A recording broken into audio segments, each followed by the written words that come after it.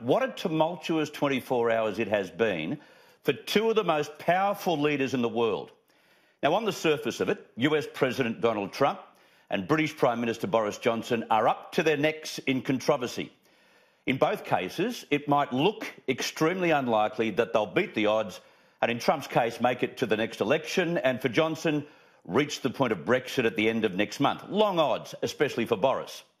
But I think in both scenarios, despite the threats, the raised voices overnight and ominous headlines, voters can read between the politics. They know they've got leaders who are not conformists, probably closer to loose cannons, and voters also know a politically vindictive campaign when they see it.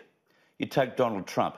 How many times has the word impeach or impeachment left the lips of Democrats since Trump became president? Too many to count. And we know that the American public have never been fans of impeachment tactics.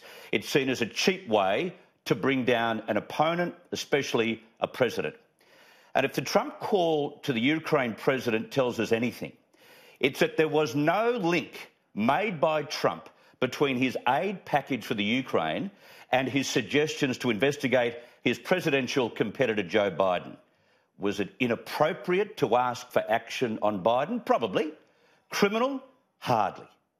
And look at Johnson. He's been determined to carry out the will of the people by bringing on Brexit. Yet he's had his own party of Remainers think that they know better than the voters.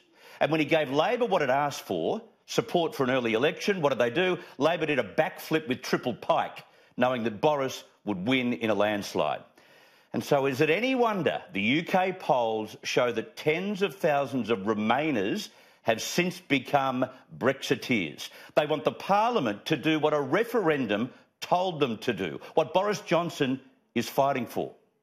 And to think that the Supreme Court should have any sanction over a Parliament or a PM is against what we know in all these countries and in Australia to be preserved, which is the separation of powers.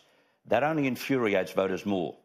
So in both cases, losers have become really bad losers. And I am convinced the public is not being sucked in by the drama of threats or sacking or calls for resignation.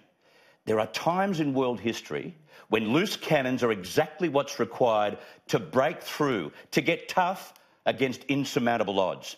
And those times are right now. Don't write off either man just yet.